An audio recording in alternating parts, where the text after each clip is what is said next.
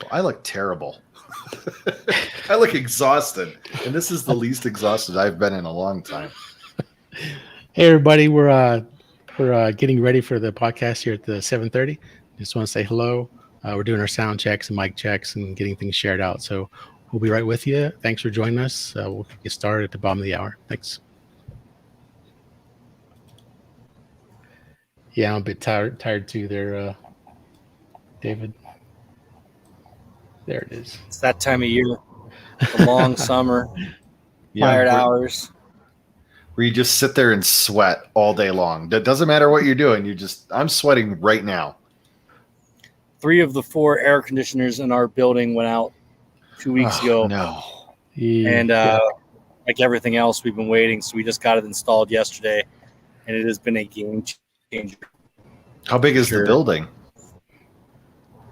All in all, I think it's right around 15,000 square foot. So we had 4 units running it, and then we had 1, and 1 didn't do it. So now they're back on. It's nice.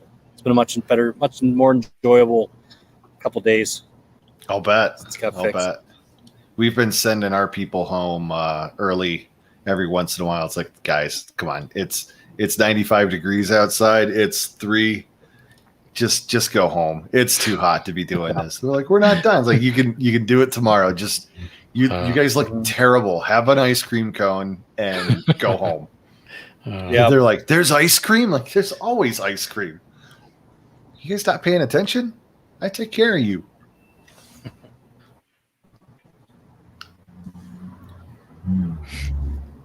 So I spoke to one of you guys on the phone, I think, at one point, correct? I think I talked to you, Jason. Okay, got it. Well, thanks for having me on. Sorry, Brady couldn't be part of this. No, we're glad to have you guys. Like, I want to ask a bunch of questions, but I have to wait. Save it. I only got so much. Right? I got so much. Do I have a second to run and grab something to drink before we get going? Sure do. Yep. All right, be right back. In fact, we'll leave Steve alone for 2 minutes while I do the same. I'm thirsty. I might leave too, so hey. This is the best podcast ever. There's no one here.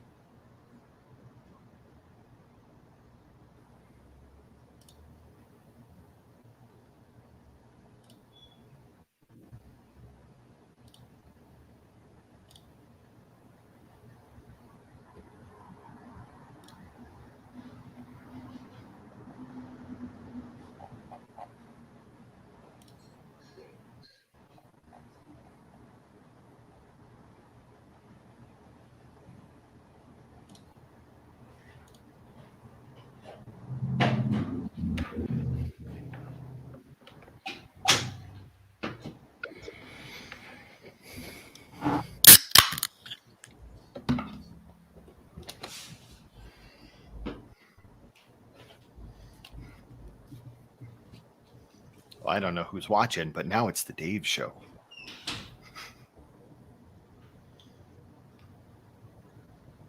Apparently nobody, which is par for the course.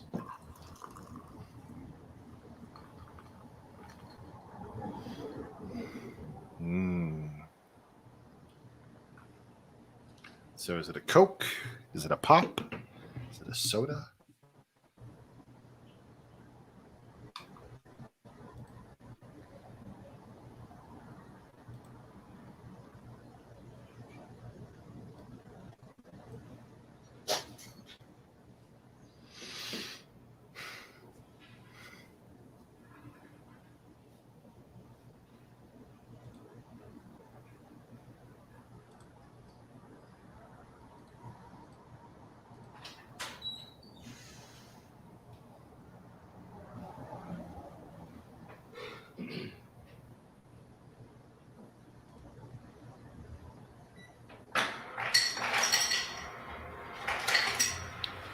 Somebody's getting ice.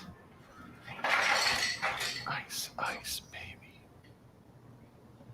Steve's getting ice, ice, baby.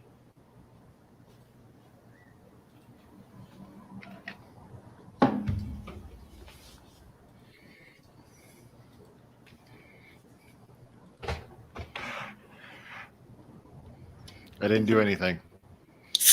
What's that? Nothing. I didn't do a thing. You know, Oh, okay. live. Well, nobody was watching me, and you were gone.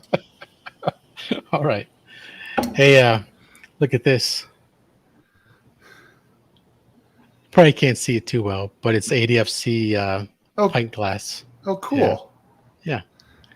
I So have the standard. it's- I got this at Target glass.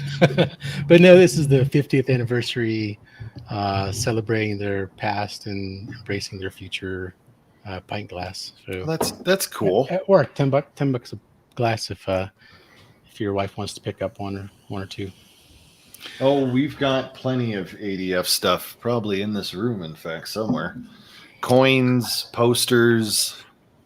They had like a trivia day at lunchtime last week or so, and they were giving away little certificates, and it had a little piece of the Ray Dome in it. You know, the little. Oh, that's kind of cool. Yeah. So I just popped in, and one of the questions was, it was 90s trivia, so 90s stuff. Oh, yeah. Which toy in the 90s was a concern for the defense intelligence and the FBI and whatnot? Do you know what it was? What was it? Furbies. You're right. Yep, I remember all that. You and I are the only one that got it right. Really? Nobody so else I- got and that? so- I and remember so I that got- vividly. They gave me one of those things, and I gave it to my wife. That is Yeah, too one cool. guy was saying Tamagotchi, and one guy was saying something else, Cabbage Patch Doll. Like, what? Cabbage Patch I Dolls. was like, no. I was like, Furby. I know what it is. I know the answer. Yeah, I remember that vividly, can- thinking I this is can- ridiculous. I can remember that too. You would say something, and it would say it back. So it was a security concern. Yeah, it was Yeah, a parrot. got it. You wouldn't I bring got a it. parrot in there. Right. Just bring a parrot and leave it at work for a couple days. Come outside. Bin Laden's in blah blah blah. Don't tell anybody. We're gonna kill him on Thursday.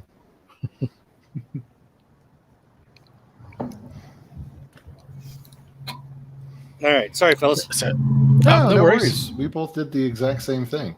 yes, I went and got a drink. So who all's on the live stream with us today? Who's watching? We got see Alec has said hello. Who else is out there? If you're on there, say something. Post a comment in the chat in either Facebook or YouTube or Twitch, wherever you're at, and say hello, and we will see the comment.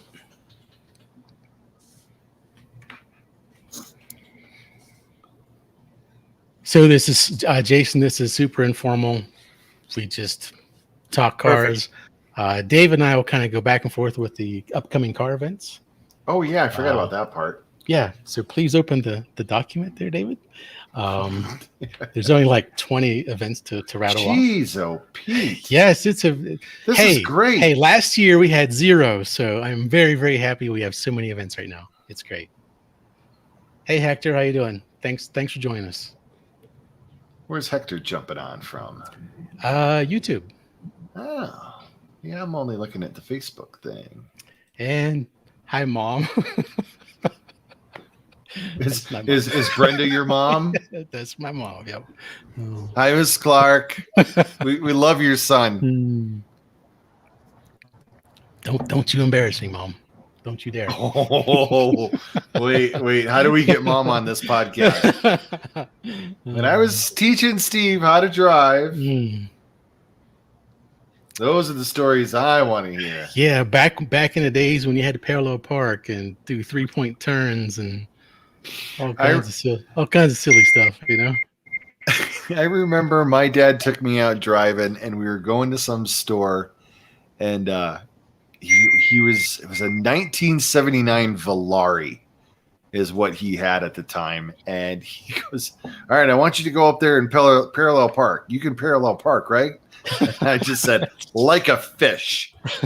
And he just went, why don't you go around the block and park in the lot? Apparently, that was not a good answer. Yeah, we would go to our elementary school and try to parallel park. And yeah, I can remember some of that. A driver's ed, like in school, after school thing class you take, and you'd have some grumpy old teacher there that doing it for the extra $50 where he was making, I don't know. Yeah, good for him. They wondered why there were a bunch of donuts in the parking lot when they showed up on Monday. What are you teaching him? I learned manual on a Ford Granada.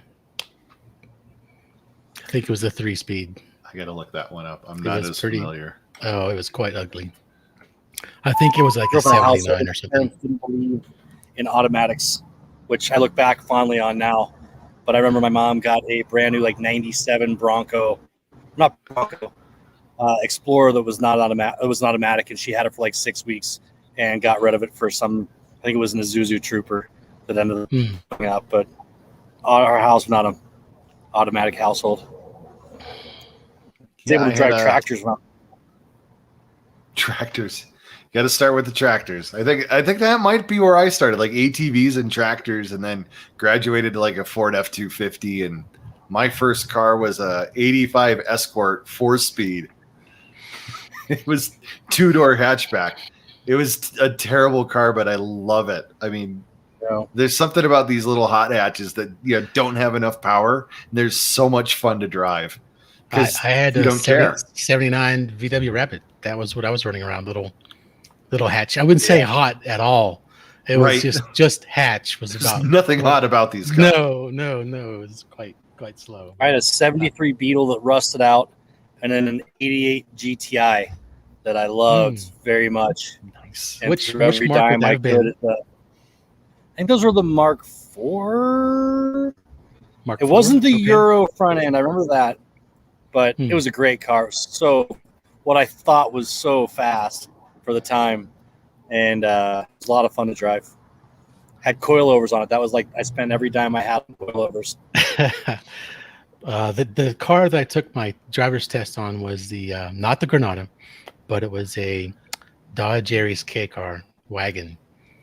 Ugly, my dad had an Aries. I think ugly it was like brown, an Aries wagon in like beige red interior, bench seat, automatic. So that made it easier for the driver's test. But I still failed my first test. I left the emergency brake engaged as I started driving out of the parking lot. And I do that now. Horrible noise.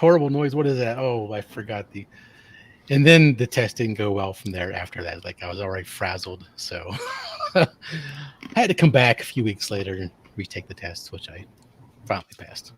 Nate on Facebook, 1984 Plymouth Duster that would die at idle, so you had to throttle it at stops. Oh, and the louvers. Bring back louvers. Functional louvers. That's what we need. Not fake ones that are filled in.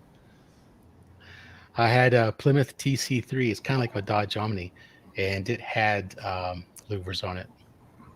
Yep.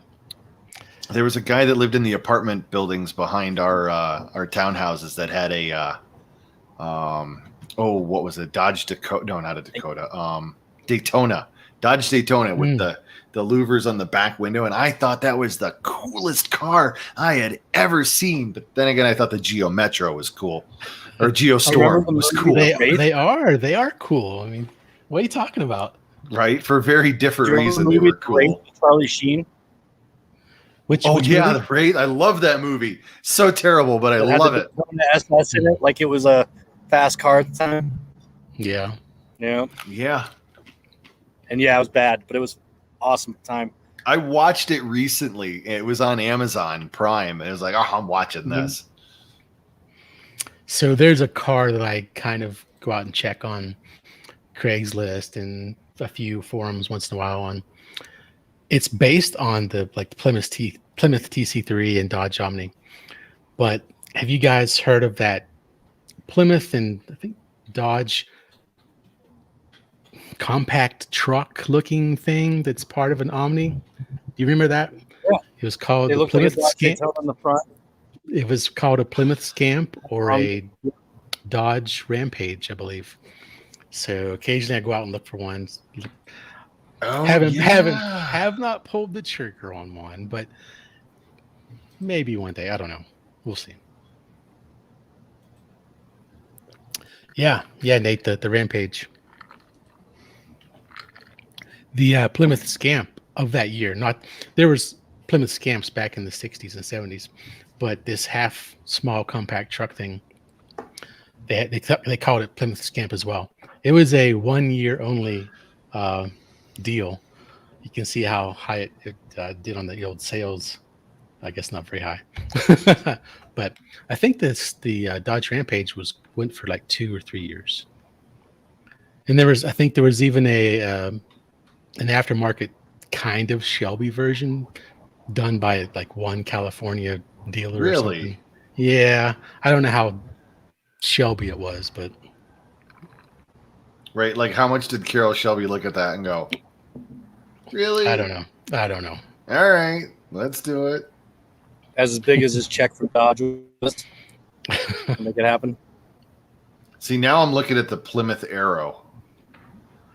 And this thing says 1980 all over it. Black with the yellow going into like dark red stripes, red rims, Well, old grill. with all the fascination for Radwood and all things 80s and 90s, it's super popular right now. Yeah, I had seen my old car, not my exact old car, but the car that I like went, oh, I want one of those, and actually went and bought it. Broke down on Pena, and it was everything not to turn around, go back and leave a note on it. It said, I don't care what's wrong with it. Call me at this number. I want this car. And it's sad because it's a Saturn Ion, but it was the red line edition. And I raced SCCA in that car, and I never placed worse than third. And I had no right to, that car had no right to be as good as it was. But it was essentially a Cobalt, but it looked better. It was the suicide doors. And that gorgeous blue color. I mean, I absolutely just adored that blue. I kind of miss that car. What was your favorite 80s American muscle car that had no muscle? The muscle car that had no muscle. The With all the Formula 80s. Firebird. Yeah, it's a good one. How about you, Steve? I had a 85 Ford Mustang GT, so that's the only thing that I can say was what was my thing at the time. Right. I like the Monte Carlo SSs, if you remember those, 85, 86. Oh yeah. yeah, yes. And then in the 90s, you had to get the NASCAR edition one. Oh man, those were ugly. Weren't they? Were they Monte Carlo? Oh, the ones I know what you're talking about. Yeah, great job, Yeah, Chevy. Dale, Was it like Earnhardt, a Richard Petty? Oh, it was Dale Earnhardt. That's very what it distinctive shape. Yes, Monte Carlo. Yep. And it had it like signed on the back of it. was. Yeah. I was a Ford guy back then, so I did not like the Monte Carlo. Now I'm trying to find them. Every time we come up with a topic, it's like, yeah, I could look that up. Somebody's done this research. I had a neighbor that had a black Monte Carlo SS, T-tops, mullet, the whole nine, new in 85. He was pretty cool. Old combo. So this one's throwing, well, the Grand National was, as far as I'm concerned, a muscle car. It had no right to be a muscle car, but it was a muscle car. Because, I mean, it was a We had Buick. a Corona one recently, a couple years ago. Yeah. They're not fast, but they were cool for the time. Yeah. That turbo cylinder. So, yeah, that's I love that picture.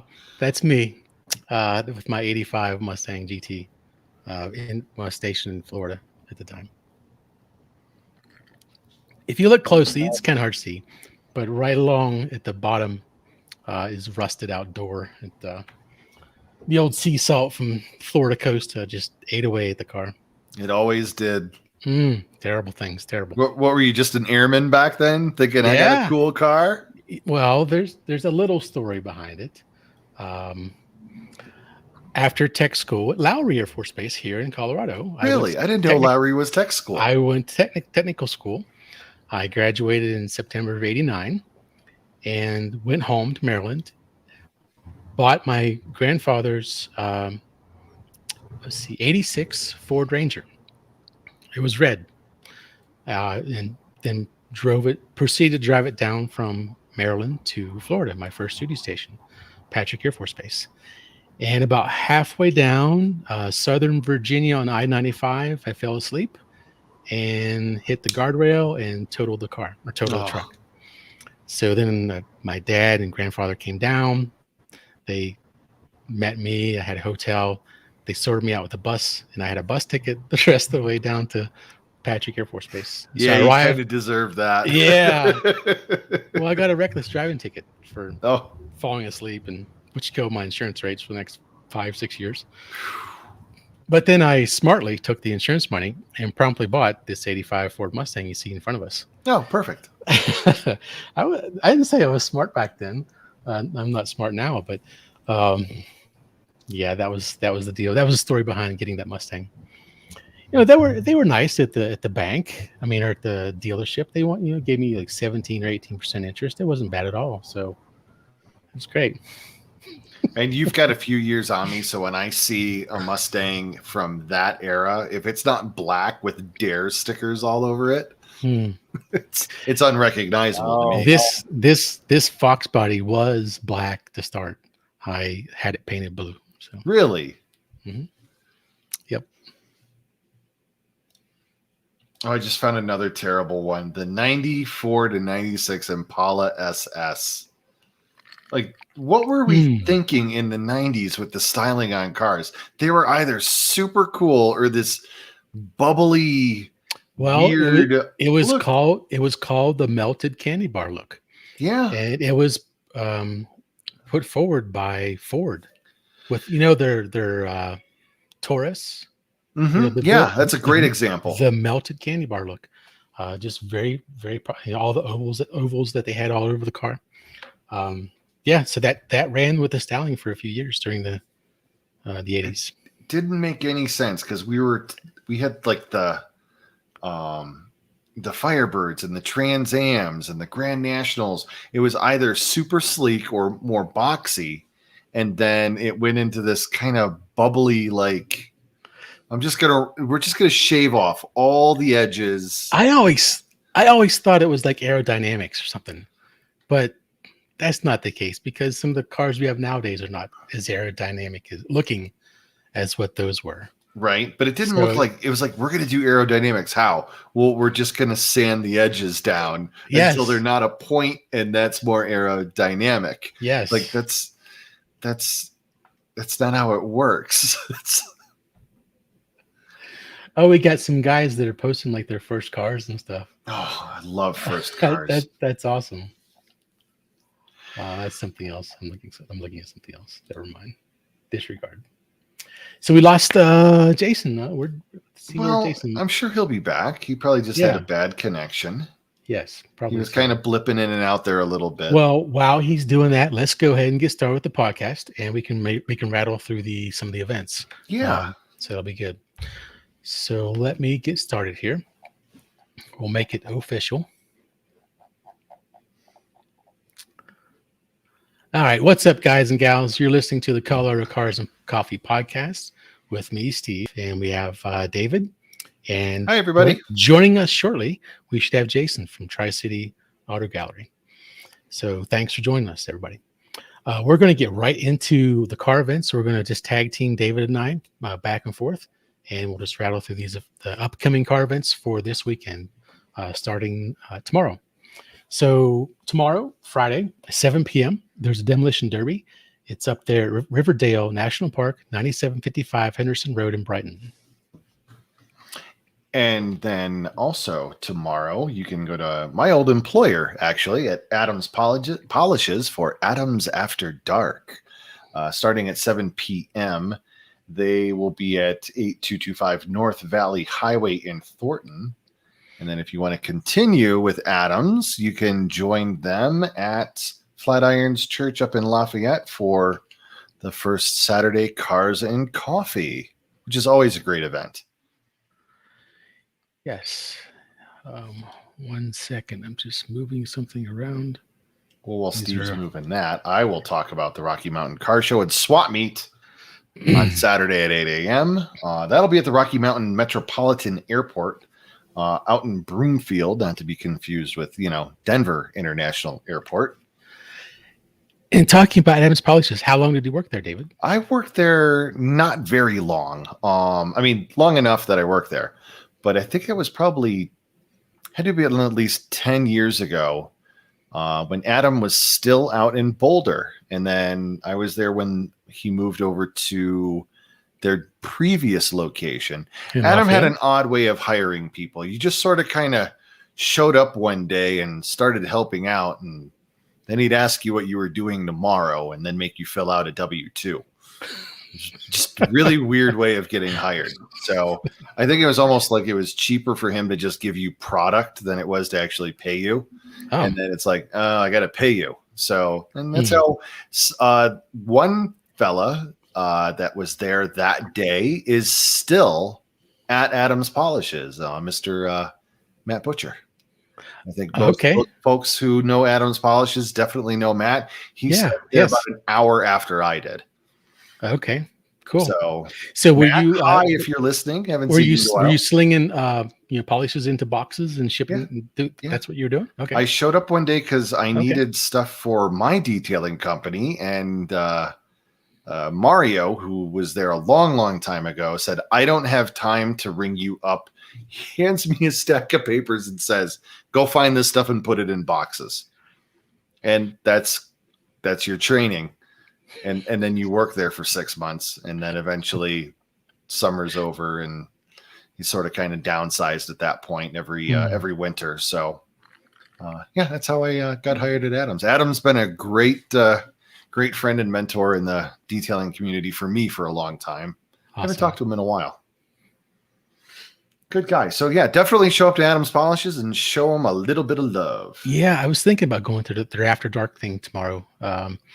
I've got a flat tire on the Alpha, so I got to get that fixed. If I can't get that fixed, then I might try to take my wife's Kia. But we just bought a Kia. I posted a couple times, but I don't know if she's going to let me borrow or not. I'm not sure. It's exciting to have a new car.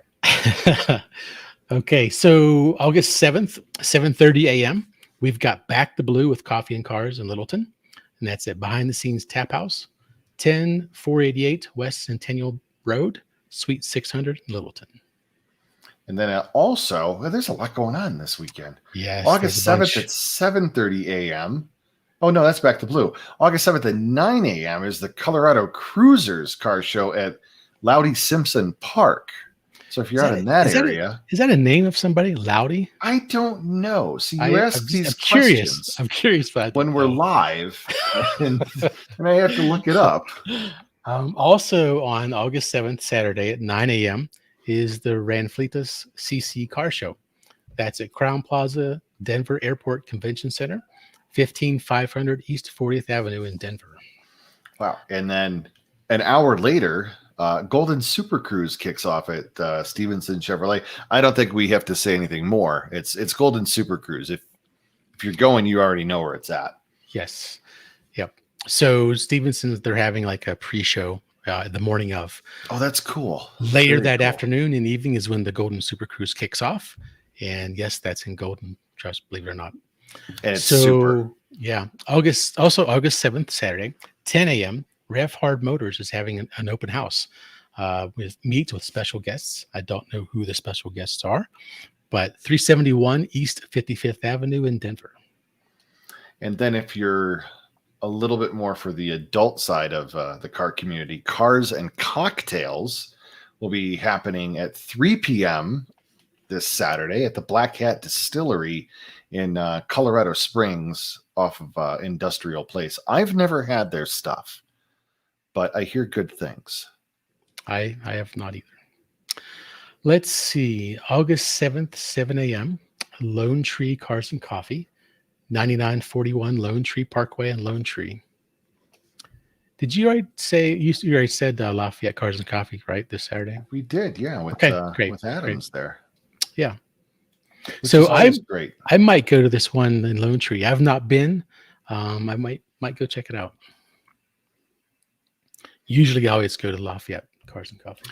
Usually I do too. It was a long time that I didn't go, but with the last year, we all know how that went. Last time I showed up there, well, for last month, it was jam packed. It took me 20 minutes to find a parking spot, and I showed up in the brand new Bronco Sasquatch that was actually delivered to us by Ollie Marriage from Top Gear UK. So little yeah, we had so many questions. Who is that guy with the Bronco? Yeah, no, that was me. So thanks everybody who came out and took photos of that. I'm sure you'll find it on several websites now. It's making the rounds to all the Denver car media. I believe right now it's with Mr. Kent Sunling at Mr. Truck. So if you don't follow MrTruck.com, you'll know him too from TFL Truck. He contributes over there. So he's got the car at the moment. So that was definitely a demo. Yes. Yeah. Making the rounds. Yes. We'll have that for the foreseeable future too. I heard that TFL, they bought one. They did. I believe. A Bronco. Yes. I saw their video with the very pretty orange color, blue interior, sort of. Really nice looking. I think it was the first edition. Somebody had an allocation. They didn't decide not to buy, and they offered it to TFL. TFL said, "Yes, we'll take it." Yeah, and absolutely. They'll take it. It was a little spendy. It was 63 grand. That's how much the one that I brought was, just under 63,000 by like a few dollars. By the time you're done with taxes, you're talking 69. So I know somebody who just got theirs this week, and they paid $8,000 over sticker. Ooh, yeah. Additional dealer markup. No way. Can't do that. Speaking of additional dealer markup, we have a guest today. Oh, hi, Jason. Jason's back. Sorry, guys. No, it happens. It's what the internet's for letting you down at a key moment. Dealer markup. Tough subject. Perfect timing. Perfect timing. Well, we were still going through the myriad of events that are going on tomorrow and this weekend, especially like the Warrior Fight Night by the Enlisted Association chapter. Now, I'm not familiar with them, Steve. And since you and I were both enlisted at some point, I would love to know more. Yeah, it's down there at 3065 South Academy in Colorado Springs. I know there's even a local enlisted association here in Aurora as well. Is there? Yep. We could talk for endless hours about different military and fraternal organizations. The acronym's TRIA, the Retired Enlisted Association. So do you have to be retired military to join that, or you just have to be old like you and me? Probably be fine. Right. Well, because I was just looking at my wife is eligible for the VFW, but I am not. Really? It's kind of weird that I would be enlisted, but I would I would end up being joining the VFW and being in the auxiliary.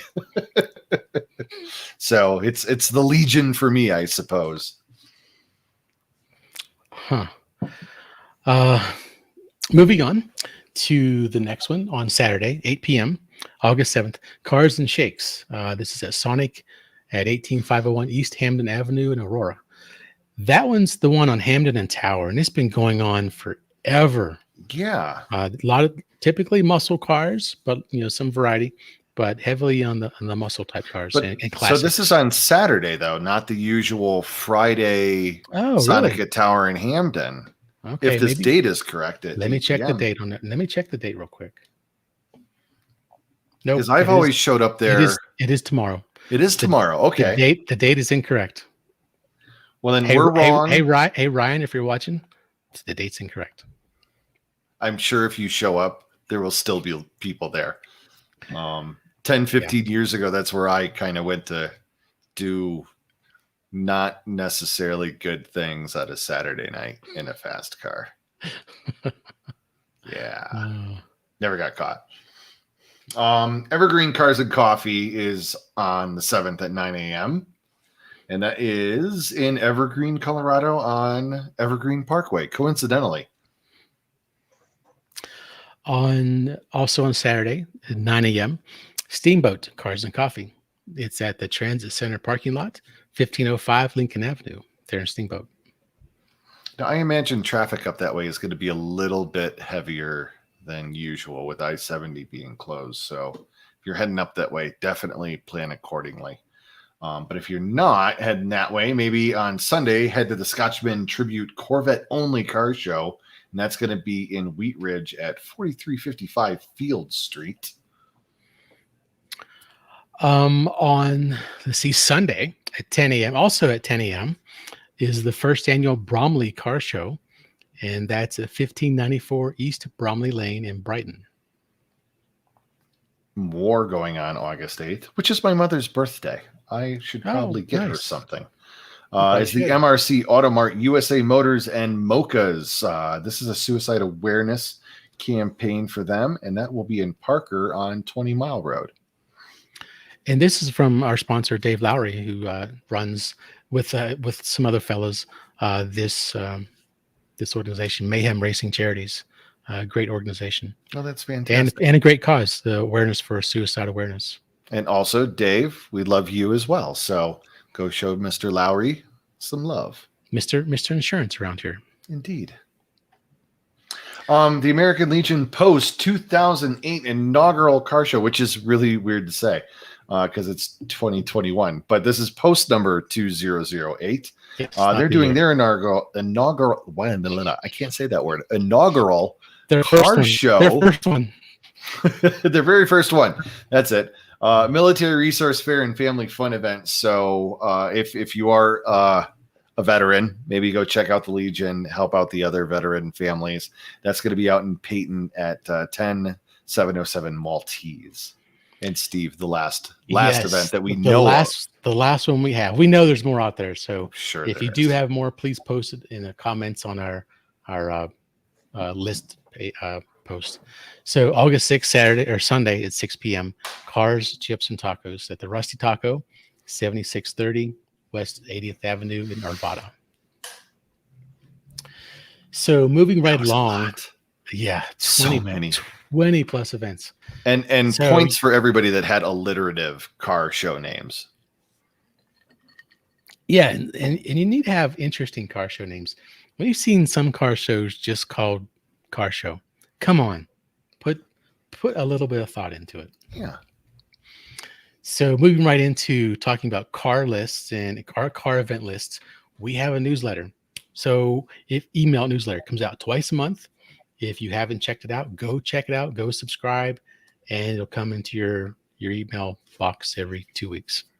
Just full of events, just like we just listed out. But it's usually we have about 2 weeks of events in that email newsletter. And we also try to put in like a members ride.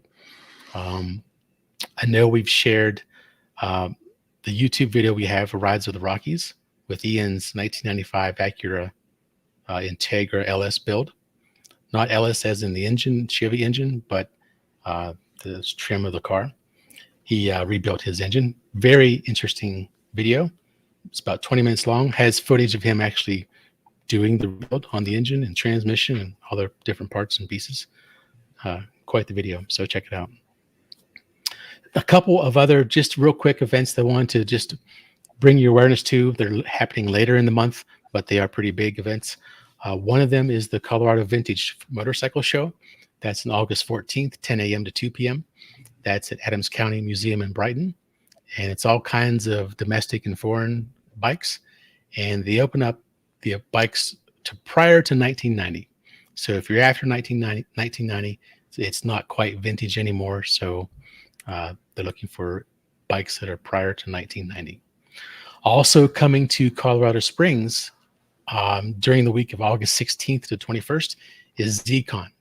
That is the Z-Car convention. So think of Nissan 350Zs, 300s, 280s, 260s, 240s. All of those are coming to Colorado. I even heard that there may be the reveal I have. of the 400 or whatever they call it, but the new Nissan Z. So I can neither confirm nor deny that I have been on the phone with Nissan a lot the last month about this particular event. It is going to be one of the best Z-Cons ever. If you are a Nissan fan in general, especially the Z cars, there's going to be a lot of hubbub. They're bringing out some old heritage cars, some from Nissan. Wow. Like they are shipping out some very, very special cars. And I do know that they will be revealing something on or about the 19th. There, I don't know exactly, with the New York Auto Show being canceled. There are a few things up in the air, but I am told that Z-Con is still a go. Nissan is still going full steam ahead for this event. So this is going to be a really great thing for Nissan. So if you're a fan, keep an eye out for all the news on that. A lot of journalists are coming in for this event. Yeah, I've got a friend, Osborne, who has a 350Z, and I think he's considering this 400. So, hey, Osborne, how you doing? What else we got? Yeah, so that's August 16th to the 21st. They're also having a Cars and Coffee event, and that's on the 21st, and that's from 9 a.m. to 3 p.m. So check that out. And that's going to be down at the Broadmoor World Arena. Yep. You may or may not see me wandering around at some point during all of that. I hope to be able to attend. We've been invited down. Colorado Cars and Coffee has been invited down to no kidding, do some photography and get some video down there for their Z-Con. So it's exciting. I think they want me to work. I don't want to. Like, I want to see the cars and enjoy them. Yeah. And then the last thing I have, as far as just announcing events, is Morgan Adams Concours d'Elegance, August 21st, Centennial Airport. That's a huge fundraiser. So if you want to go check that out, check them out. And you can look them up, morganadamsconcours.org for their big fundraising event. So I'd like to introduce our guest on the show tonight. It's Jason. He's the sales manager at Tri-City Auto Gallery in Loveland. Jason, thanks for joining us. This evening. So how are you doing? Just tell us a bit about yourself, and we'll get started with real general questions. Tell us about Tri-City Auto. I've been there on and off for a while, knowing the owner for a long time, and he's allowed me to grow up and live a path of least maturity. We get to cars and motorcycles and all the stuff that I hoped I could be around when I was a kid, and it's pretty great. We been a motorcycle shop for 30 years in the area, and sometime along the line, maybe 12, 13 years ago, got into fast cars. Of course, going up around bikes and stuff like that. Of course, we were into fast cars. And so it was an easy step. And now it's become this really cool business hobby where we get to meet cool people that are also into cars, buy and sell cool cars, and also have our other business that runs strong and keeps us in our bad habits. So very lucky. I hear it all the time from my significant other and my children that I get to play with all these things for a living. So, but the auto gallery side of our business has grown significantly in the last probably 3 or so years. And we've gotten to deal in some really cool cars. Again, it's just like, it's funny. Like you guys, your crew got to check out our NSX. And the whole reason we got one of those things is because we'd never driven an NSX. So we wanted to drive an NSX. So we bought one and it sold. And I bought another one and it sold. And bought another one and we sold that one. That was the one you guys got. But that's kind of how we do business. And it's given us an opportunity to meet really cool customers that are just like us. And I think, I don't know, it's a unique business. It's very fun. If that wasn't too much. No. So Tri-City Cycle came first? How long has it been around? Oh yeah. So Tri-State The Cycle's been motorcycle show? since the early '90s, and the current Okay. owners owned it for 24 years ish. And Wow. the Auto Galley came around, I believe it was official right around 10 years ago. And it's just been slowly growing and slowly growing. And one of those things, like I said, it kind of started off as a couple cars here and there and turned into its own business. And now it's thriving and it's doing well. And we're at a point for a long time where most of our business was online. And now I would say, a bigger portion of our business is local, which is a lot more fun because you get to meet people that are into it. And we got to have our Cars and Coffee event not too long ago, which was awesome to see the community come out and support it. And had no idea when you're in a place like Loveland, Colorado, you think you know all the cool cars around. And there was some really interesting stuff that showed up, which was a lot of fun. So was that your first Cars and Coffee event? It was, and we're thinking to do another one. We'd love to do one sometime in October. I don't know how that'll work out. I got Rochelle, who you guys have been dealing with marketing. She's doing a great job to put that together. But it's fun. It's just really fun to get a bunch of people together and talk about their cars and talk about how you got them and how you got there and stuff like that. So the cars that you have in the inventory, are they consignment? Or are they actually they are yours and you are selling those out? No, we will do consignment, and we have in the past. Almost 100% of the time we have our own cars.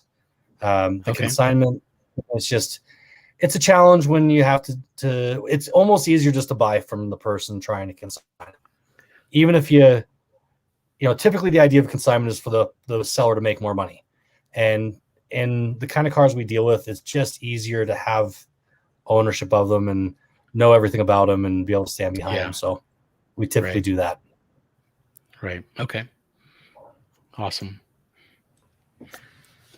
So Jason, how are things working now with the big uptick in used car sales and seeing prices go up? Is that affecting you guys at all?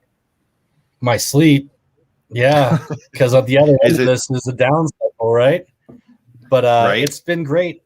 It's been a challenge. I mean, it's way harder to acquire the inventory than it is to sell it. It seems like we've seen a huge influx of people buying high-end cars, sports cars, whatever. But the challenge is getting them and trying to get them for a fair price. Like you guys were talking about dealer addendums and things like that. Yeah. It's a real big challenge. If you have an opportunity to ever watch a Highline auction, like the Riverside, California one, what cars are bringing there, it just doesn't make any sense. You look at, and you guys are car junkies. I'm a car junkie. You look at certain cars that you may follow over time. And for me, it's older 996 and 997 Porsches. I love them. And that went from, maybe 2 years ago, an affordable supercar to now they're $100,000 15-year 20-year-old cars, and they're great, but it's insane to watch. Like the appreciation for them has gone through the roof, but it makes it challenging. It really does. It makes it challenging to have good inventory in a way to be able to keep your business going and provide a reasonably priced product. And so that pricing that we're seeing of vehicles being sold at, you guys are buying them at a much higher price now as well, correct? Absolutely. I there's no question about it. It's NADA book in my career has been like this phenomenal guideline for how to purchase and sell vehicles. And now it's like a great place to set your beer when what's out there. Not so good anymore. Oh, okay. No, it's insane. It used to be your KBB basically a coaster.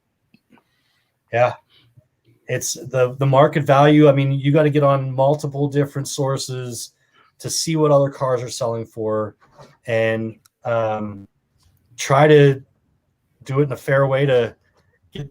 It's a challenge for sure. And sometimes you make big mistakes when you deal in the kind of cars we do.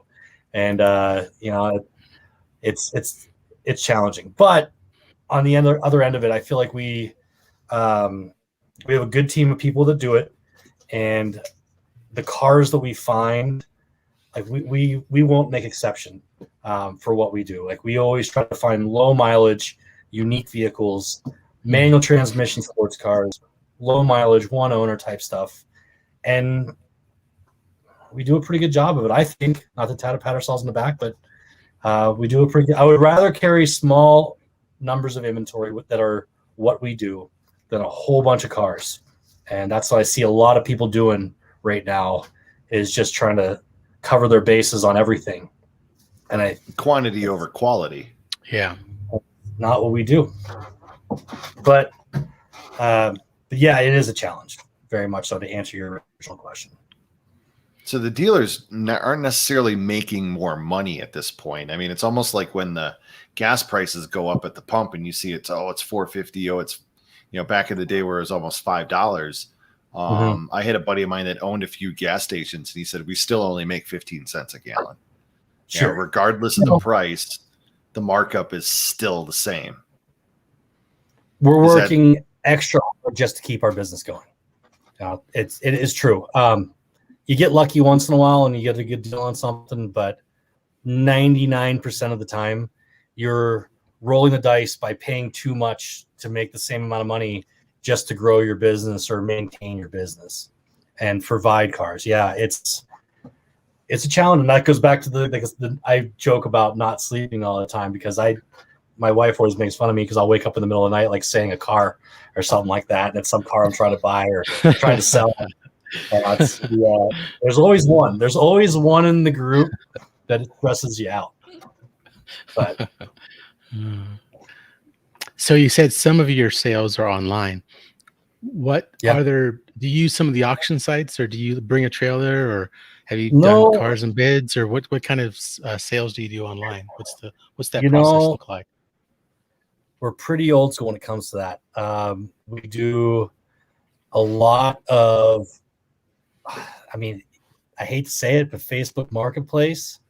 Our sales guys post everything on Facebook Marketplace, Craigslist all over the country. Cars.com, Car Gurus. I shouldn't say that. Our marketing department does a really good job of pushing our product. But I feel like in the time that we've been doing this, what cars you have are more important than where you market them. Because think about it. How many nights? Well, now here's a good example. Auto Tempest pulls all those sites together, right? Yes. So if you know about that site, that's my Facebook. I get on there at night and I'm looking for cars and checking stuff out.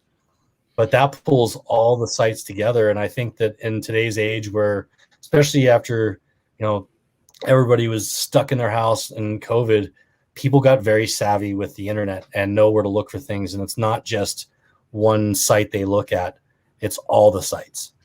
And I think that, like I said, it doesn't matter where you are, it's what you have that sets you aside pricing or options or mileage or Carfax or whatever it is.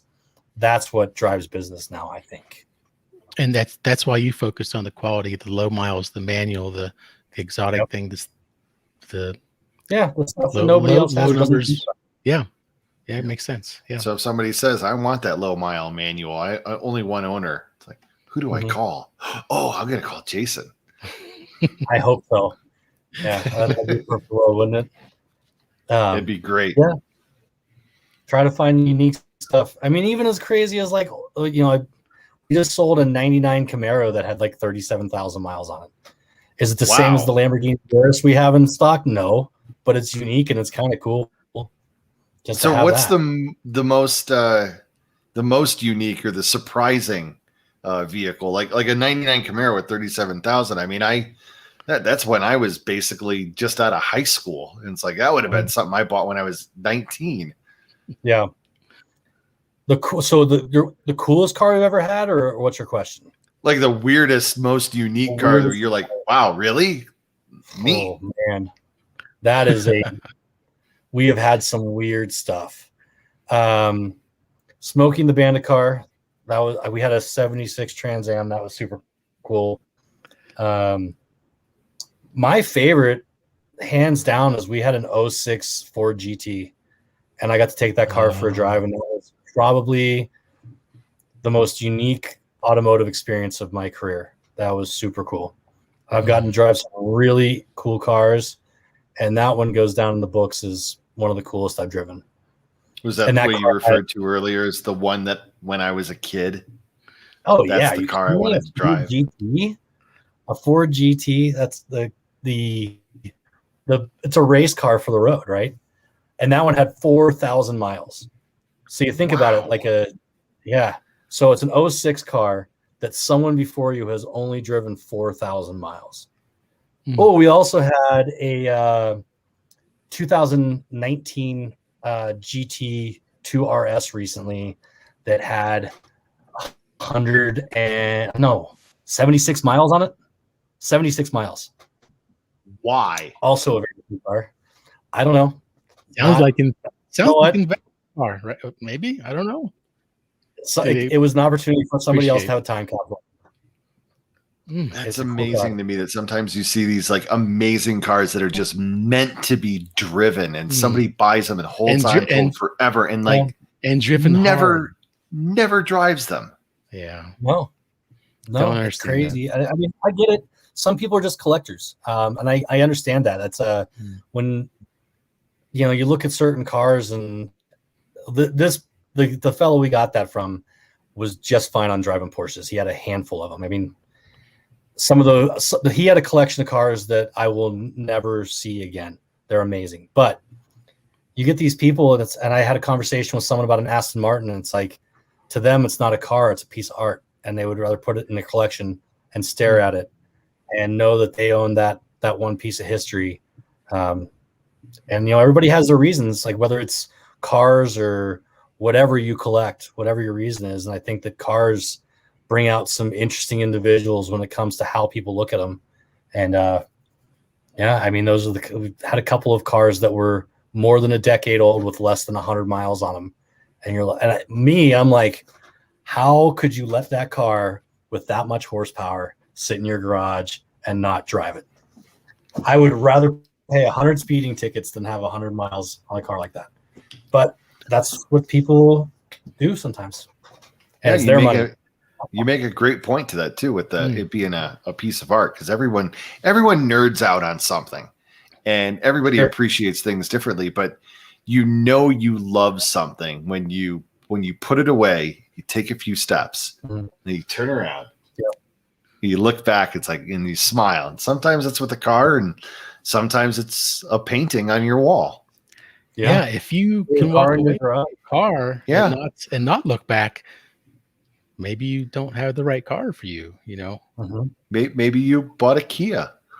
Yeah. Sorry, Steve. Since you just bought one, I'm curious if your wife still. I don't often look back at my Mitsubishi Outlander that I drive to work each day, but my Alpha, I will turn around and take a look at it. Oh yeah, it looks good. All right. Yeah. I still smile at my Sky every once in a while. I look back and go, yeah, I still love you. I can't get rid of you. But we are very thankful for these guys that only drive them a few miles or put low miles on, because that means when they go to sell them, we can actually maybe buy them with low miles, and that's awesome to find. Hey, I found this car with 5,000 miles, and still a decent price. It's like those are just rare as hen's teeth. It's fun to find those. So we're grateful to those folks that don't drive them sometimes. There's the other side of that, though. If you get a car, a high performance vehicle, and you don't, and this is I learned this from a race car driver friend of my father's, that everybody babies cars when they break them in, and I noticed this mostly in Corvettes for whatever reason. But if you buy a car and you don't break it in like you want to steal it, you're not going to have the fastest version of that car. So chances are the person that bought that car, put 170 miles on it in 10 years, did not break that car in the way they should have. Right. And you're not going to get the fastest one. I'd almost rather have the 40,000 mile car owned by a race car driver that was extremely well maintained and broken in like he stole the car. Porsche, whoever it was. Right. So where's that sweet spot No idea. where it's used? You know it's been broken in. You know it's been taken care of. Where's that sweet spot for mileage to go? That's where I want to buy it, or where you go, nope, I want nothing to do with it. Oh, from a resale point of view? Yeah.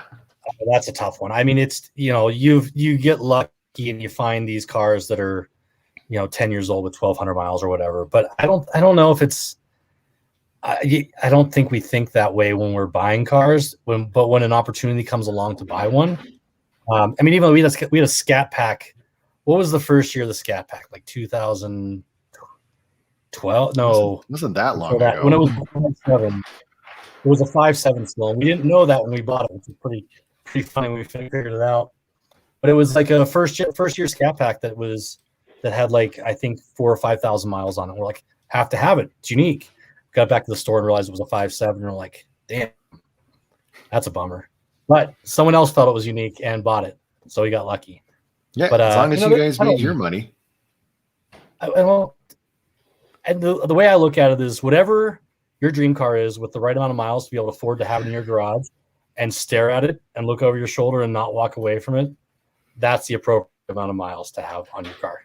That's a great answer. I love that answer. So, Jason, when you buy your cars, do you do maintenance, oil changes?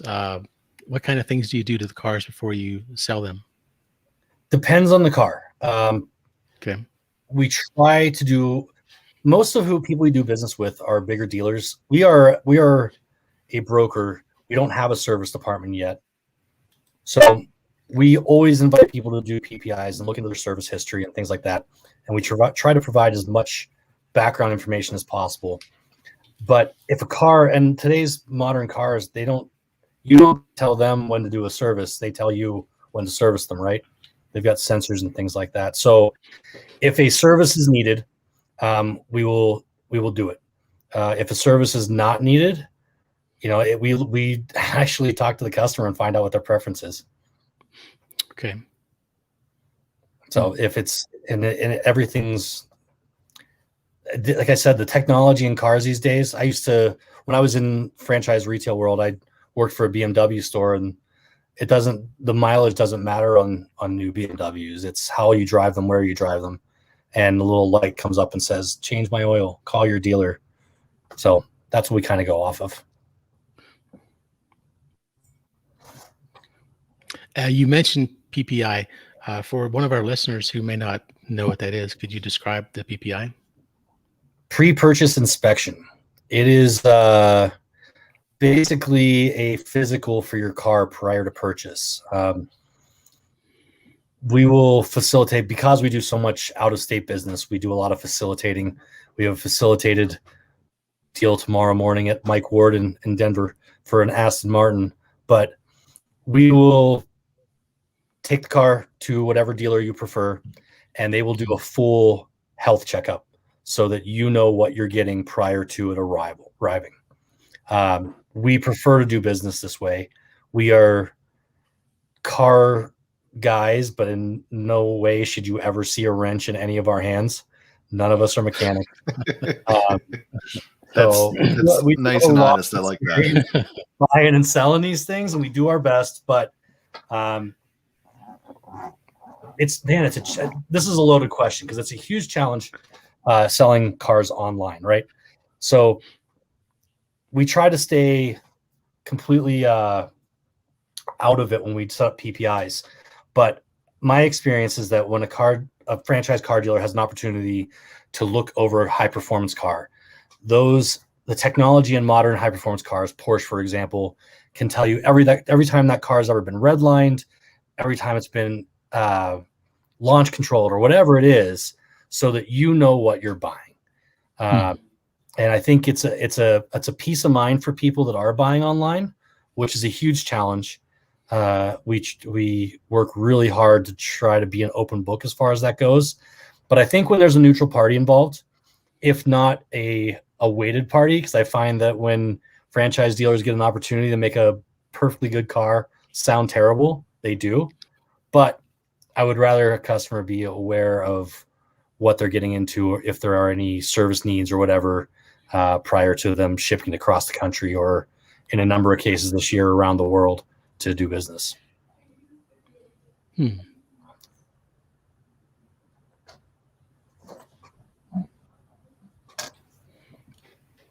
Well, there's an awkward silence. So, so Jason, what car do you most want to get your hands on now? Like, what's the dream car to sell? Oh man, to Like sell for you personally, the one you haven't gotten a hand on yet. Oh man. Well, we actually just got to scratch that itch. We just had a 2021 911 Turbo S. And that is the car, except for they're coming out with the new GT series. So I guess there's that. My dream car is pretty much any generation Targa, with exception to a couple. But I love those cars. They're so cool and they're so fast and they're so refined. That is the car. That Turbo S was just, when you talk about a work of art, like a visually appealing vehicle, and one that'll rip your neck off when you hit the gas pedal. That's the car. So on the opposite end, which car would you least like to sell? I mean, Pontiac Aztec withstanding. You know what? Those could get tense. Those were kind of cool in their time. If you remember, I retailed cars back in the day. When those things went away, there was a weird following, a acceptable following of people that sought those things out. And I remember a customer, I worked at a Toyota store in town, and we had one in stock, and the customer was like, "You have the factory tent with it?" And we did. And they drove from New Mexico to buy this thing and couldn't have been happier. So I would say, and I've also sold two of these in the last month, I am not a Mazda Miata fan. That's my car, or any Saab ever. I think it's funny that we mentioned the Aztec, and you say, and then they went down to New Mexico to go get it. It's like, was there meth involved? You know, like, is this a Breaking Bad super fan? The interesting thing about cars is, like, you'll take the weirdest car, the most odd car that was never built for any reason or never successful, and there are a group of people who couldn't live without it. And you listen to them talk about why they love it, and it's kind of cool. You're like, oh, all right, well, let me check it out. And the Aztec is like, oh, it's 4-wheel drive, not the 2-wheel drive, and it has a tent. I'll be there tomorrow. Whatever. It was cool in its own right. I mean, I know everyone gives it hell for being like the ugliest car ever made, but that's personal preference. It really is. I always thought they were cool, and I sort of kind of like am this closet fan of the Aztec, but I'll toe the line and be like, all right, yeah, it was a terrible car. It's like, no, deep down inside, I was like, no, that thing was kind of cool. It had a tent. It was overlanding before overlanding was cool. Lee Iacocca saved Chrysler with the K car, which had like 10 different names, and it was all the same car. And just like different sizes with different roofs, it was, and I'm sure there's a group of K car owners out there that, oh, you got the Woody? Oh, that's amazing. The Land Rover. Yeah, I got that. They're out there. Yeah. But minivans are still. Lee Iacocca might not have been the nicest guy in the world, and he certainly would never pick up the check for lunch, but you can't deny the minivan. It is exactly what it is, and it's perfect for its purpose. Is it the coolest car in the world? No. Not even close. But I'm sure Dodge will stick a 392 in one at some point and sell it to car guys who just don't want to embrace the whole I'm a soccer dad type of lifestyle. Yeah, there's a car company that really gravitated towards American horsepower purchases. I love the way Chrysler Dodge was like, man, if we just put a ton of horsepower in everything we make, everyone will buy it. It'll be great. It's been a successful formula. It's worked for them. It doesn't make any sense. It's worked. It No, goes completely it is. against what everyone else is doing, and they're still managing to get not just the horsepower and the fun, but it's like, yeah, it still gets 28 miles to the gallon if you put your foot all the way to the floor and drive like a normal human being. But if you don't want to drive like a human, just hit that button right there. It'll be great. Let's drop a Hellcat into a Jeep. Let's drop it's on and on. Yeah. That new Wrangler 392 does have a very satisfying sound. Sure. They put great exhaust on everything. They could put a 4-cylinder with good exhaust in some and people would buy it because it sounded great. I like my little 4-cylinder Sky. I think it sounds great. It makes me giggle every time I jump on it. So, Jason, this is a dumb question. What's the most popular color for you guys? Like you sell a car, it's like, yeah, we sell a lot of silver cars. Black, really? Black is probably the number one car color purchased. And I see based on our like websites that we sell on, that is probably the most followed color, I would say. I hope you've got a detailing department that charges by the hour. We do. We do. And he's really good at it. Good. Yeah. You know, the black car, especially I love black. I have a black truck. I like black cars, but when it comes to lines on a car, it does not show it off as well as other colors.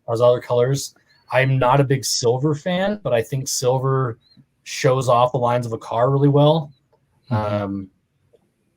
I have a red car problem. Everything like my dad's like, oh, you're gonna get speeding tickets. Every fast car I've ever owned has been red, and he was right. I would get speeding tickets. I don't think it's the color. It seems like too many cars nowadays are coming in boring colors. I mean, they really are. It's like black and silver and yeah. I mean, even in our fleet, we see a lot of that same kind of monochrome. But lately, we've been seeing a lot of great blues, good blue colors that just tickle me because I happen to gravitate towards those. BMW's got a gorgeous blue. Ford has always had the best blue colors. The Sonic blue and the Velocity blue are just gorgeous to me. And you can't go wrong with good old fashioned GM 99 black. Yeah, look at Toyota trucks came out with this like cement color. Then you got Leadfoot gray from Ford, and it's like, and what's the gray from BMW? But it's this like battleship gray that's dominating the industry. Yeah, the Audi with the Nardo gray. Yep. Yeah, and it doesn't have a whole lot of luster to it either. Color, yeah.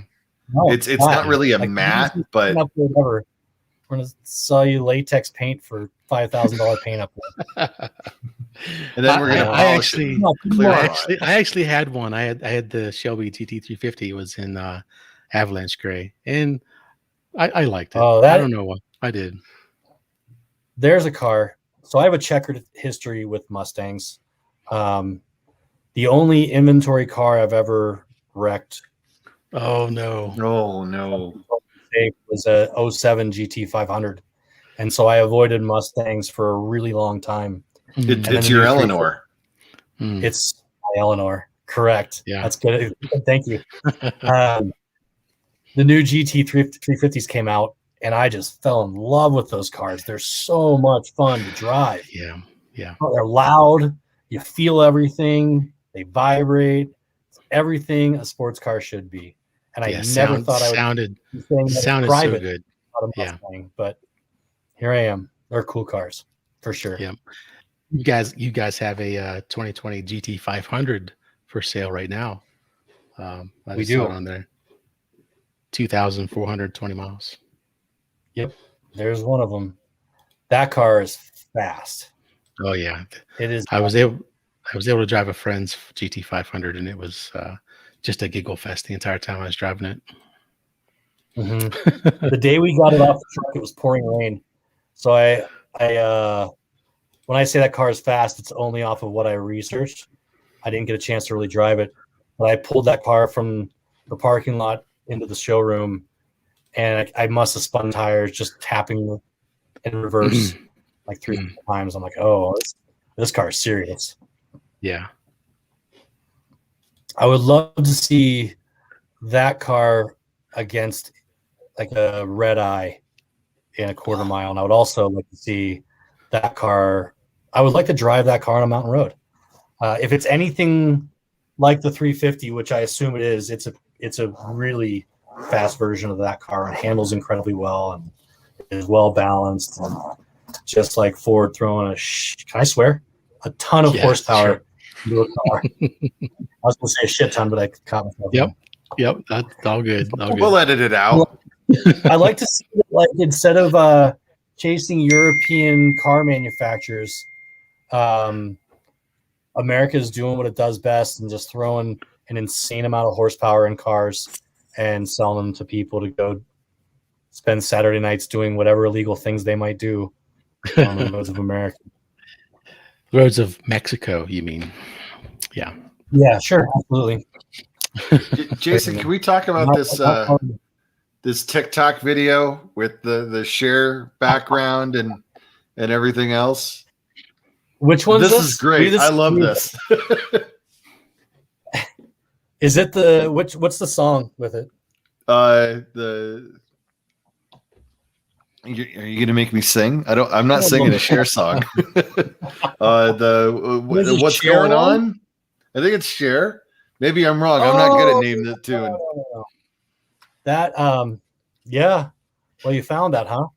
Yes, I did. One of the things I think that, like, we believe in is grassroots marketing, and this is fantastic. Social media has taken that to a new level, and we've got some employees that really like to put it out there and have a good time. I thought that was a good video. I believe that's Jake Steffens in that video. Oh no, that's Ethan. He's one of our parts guys. He did a great job in that. Yeah, you will not see me in one of those TikTok videos. We're gonna have to have a campaign then. How about you do a video if we can get you to 2,000 followers? You're at 137. I don't know if we can do it. I have so much faith in Jake and Ethan and Phil that have done videos before me that I feel like we'll be at 2,000 followers in no time. No, and there's no reason. Great.